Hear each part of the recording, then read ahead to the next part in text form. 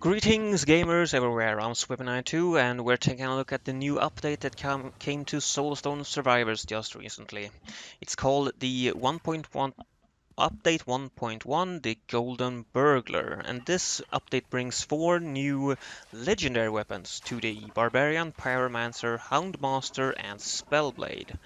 The Barbarian gets the Blades of Damnation, Ember Weaver staff for the Pyromancer, Vulcan's Howl for the Houndmaster, and the Rune-forged Greatsword for the Spellblade. The new map is called the Tomb of the Sun God, and it's a bit Egyptian-based, I would say. And the new titan is called Midrak, the Golden Burglar, which is of course where the game that gets its name, the update gets its name. Also comes with that a few new unique power-ups from that god, or titan, I guess. That titan, not a god, titan. And they also updated the visuals on Frozen Wasteland map, which I have not checked out, but yeah. We're gonna take a closer look at this update, and we're gonna start off with the Barbarian and just see what does the update really give. What does the new weapons give, I mean. We're also taking a look at the map, but that's gonna come together with all this. Now, the Barbarian gets 2, of course, with the new weapons. All of the 4 new weapons, you'll get 2 new abilities per weapon. And the Barbarian gets Flesh Impale, which is a thrust ability, which hits enemies in a long line in a target direction, causing damage, pulling enemies, and applying Exposed. Gain Form.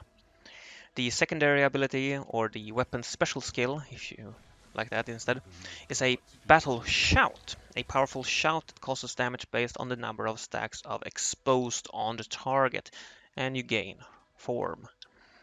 Now, when playing and trying this build out, I was trying to, of course, get Exposed as a debuff, which is why I went with the Scorpion Titan first, because one of the power-ups that you get from him is all your attacks may now apply Exposed. And I figured with that I could use abilities that normally doesn't give Exposed or apply Exposed and have them apply Exposed. For example, I used Earthquake and Blade Storm. Those are 2 big area effect abilities, and I figured if they can apply Exposed in a large area and quickly, together with On Guard and of course the 2 weapon abilities, I might be golden. As you might guess at this point, it didn't go my way. Now, the first Titan, I did kill him, but took way too long. Took way too long to kill him, and while I did saw a big damage boost when all my abilities could apply Exposed, I mean, I more than quadrupled, or yeah, I could apply so much more Exposed to enemies and other Titans with that passive buff. But I don't know what, but it could be that the fact that I didn't get any kind of damage buff on that ability, the Battle Shout ability. I didn't get any good really cast frequency either. It doesn't remove the stacks, so having a good fast cast frequency on it would be very nice. All in all, I would have to experiment a little bit more with this weapon to actually find a build with it that works. Currently, I didn't. This first try didn't go so well. We're gonna move on to the next weapon. The Pyromancer's build was a little bit more straightforward and easier to actually implement, because that one was this one builds on fragility. The more fragility you add to an enemy, the more damage you will do. The main damage ability is the first ability, which is called Runic Ember.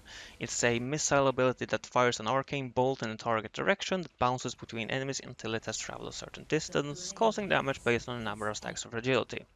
and it also applies fragility. And you also gain radiance, which is basically a big laser that's gonna fire out when you gain a certain amount of stacks, and that beam is gonna deal damage and apply more fragility.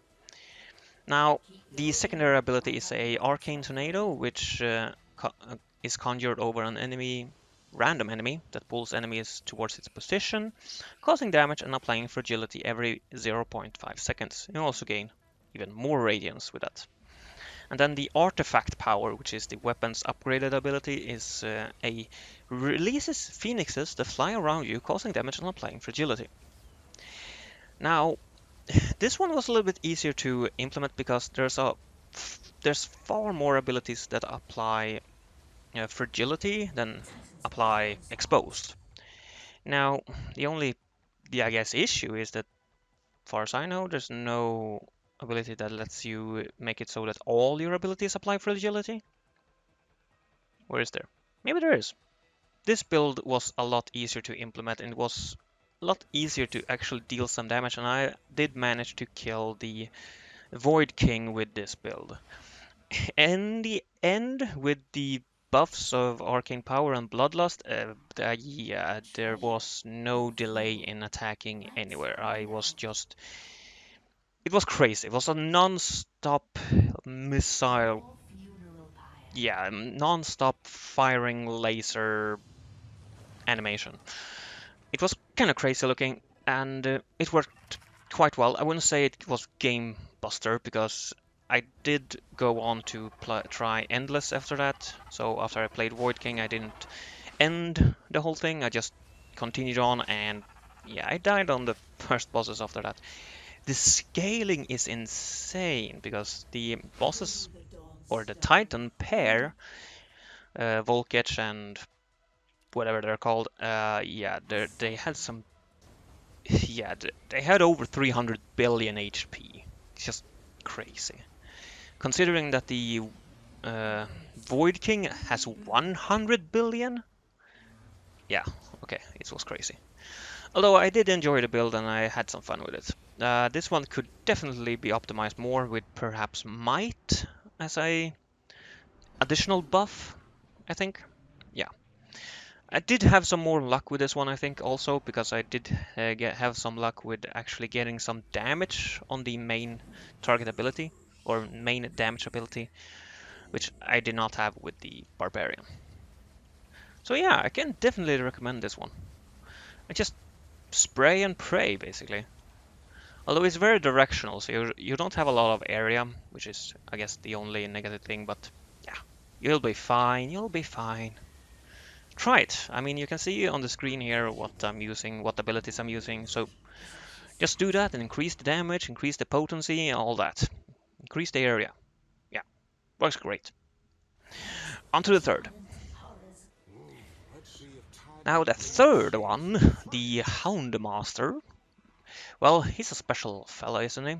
Running around with his dogs all the time.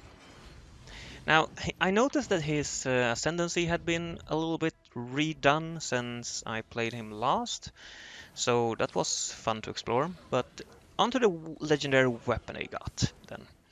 The first ability is called Blaze Hound Shot. It launches lava in the targeted direction that bounces forward 2 times, causing damage and applying burn. Gain haste, and traits was impactful.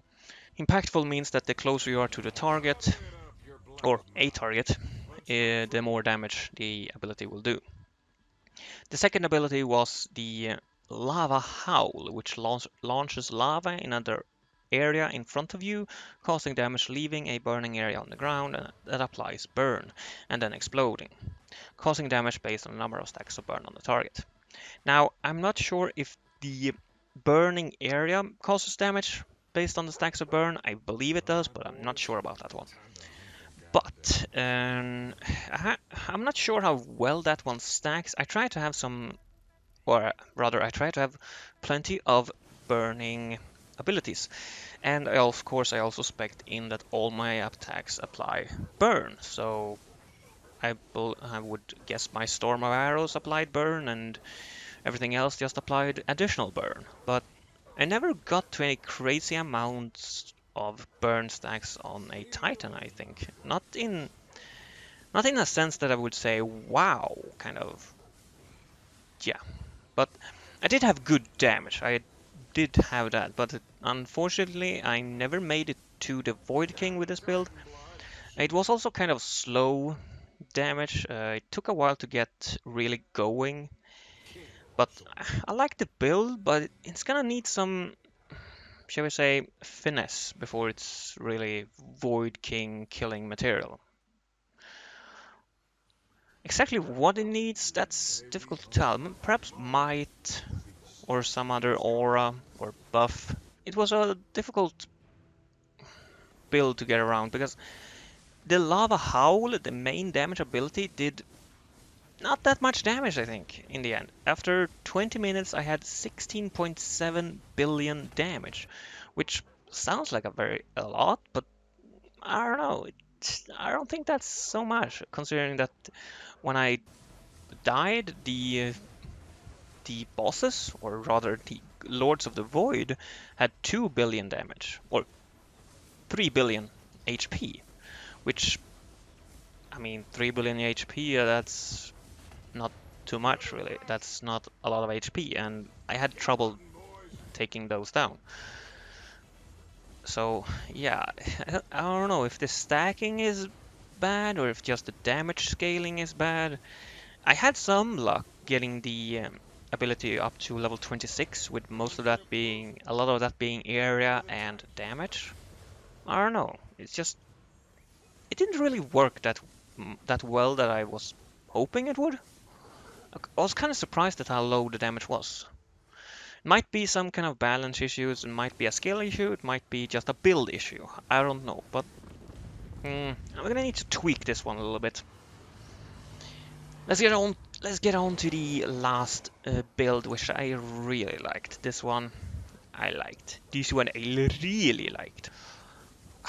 The Spellblade. This character has never been much of a favorite of mine, mostly because I didn't find a build I really liked until that very last weapon, the epic Scorching Edge, which had the Firestorm ability and the Fiery Blades, which dealt damage based on burn stacks.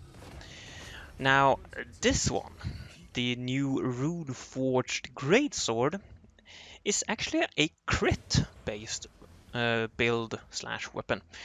The first ability is called Piercing Tempest and hits enemies in a long line in the target direction, causing damage, and if this attack hits at least 4 enemies, it also slashes all enemies around you. Damage is multiplying based on your critical chance, gain form, and traits Devastating. Now, Devastating makes it so that direct damage caused by this skill is multiplied by 3 on critical strikes. So that's a big crit. And of course, the second ability, which has nothing to do with crit for some reason, applies Exposed instead. It releases enchanted swords that move in random directions and pierce enemies, causing damage and applying Exposed. Gain form and traits Piercing. Now, the artifact power, not really worth mentioning, I think. Of course, with this build, or with this weapon, I mean, I focused a lot of crit chance on my runes, crit damage, and yeah, that's pretty much it. Crit chance and crit damage. Yeah, and it worked great. I mean, it's it wasn't a new record in damage or DPS, but damn. I mean, the enemies at the start was they just died. The first Titan died in like 15 seconds or less, which is not bad. And I just continue on from there. I didn't do any records with when break killing the Void King with this one, but I had some really nice damage. And here's a tip. Here's a pro tip. When fighting against, or rather, when having this weapon and you doing a crit build, generally when you're doing a crit build anyway, if you have the trait Devastating, do the Volketch Volkage and blah blah blah bosses, the pair bosses, because they have a upgrade, the Titan power, that increases the bonus of the devastating trait by 300%. So instead of devastating having crit damage based or multiplied by 3, it's multiplied by 12. So yeah, that's gonna increase your damage by so much. It's gonna make the rest of the game almost too easy. No, it's not. But it's a big damage buff. And same with this one, as opposed as with the Pyromancer. I had some luck with additional damage to my core damage ability, the piercing Tempest, the one that had this devastating trait. I had a lot of luck increasing the damage on that one. So yeah, things just died. And especially when they reached about 30% in health, because then my crit chance against them increased by 100%. And the weapon dealt damage based on crit chance as well, so yeah, that increased the damage by a lot. So I really like this weapon, I really like the build I managed to get here. Now, of course, some of these abilities that I have down there is mainly for giving myself buffs and giving the enemies debuffs, like weakness and fragility and such. But also a lot of buffs that gives me additional damage, crit damage, and crit chance. So that was kind of the thing I was going for here, and it worked well. It worked well. I'm sure you can buff this better with if you have using buffs like might. I would have liked to have might on this one because that would have been, I think, really devastating for him. In the end, I had over 800 billion damage with just that piercing tempest skill. So yeah, I think this one works a treat. And over 1200% in crit damage. That was insane. Jesus. But let's go over to the map then, the new map. How does that one check out? Well, I like it. It has a bit of different layout than others, and it has some nice decorations and such, so it sticks out in a good way. And the new Titan, well, nothing to write home about, but I like it. Nice design. I like the way it's kind of lying in a gold pile and then just rises. The only weird thing is that the gold pile disappears. It's like the Titan was the gold pile. It's not lying in a gold pile, it was the gold pile. That's just weird to me, but either way. It looks good, it has a nice arena, very poison based. Uh, I think they could have done more with the abilities it uses because it's pretty basic poison tornado, which I think was nice, but then it's like poison swipe or something. It doesn't do much for the abilities, but design and overall, yeah, I like it. I've been Swippin92, have a great life and hope to see you in future videos. If you have any thoughts on the update, please leave it in the comments. Bye bye.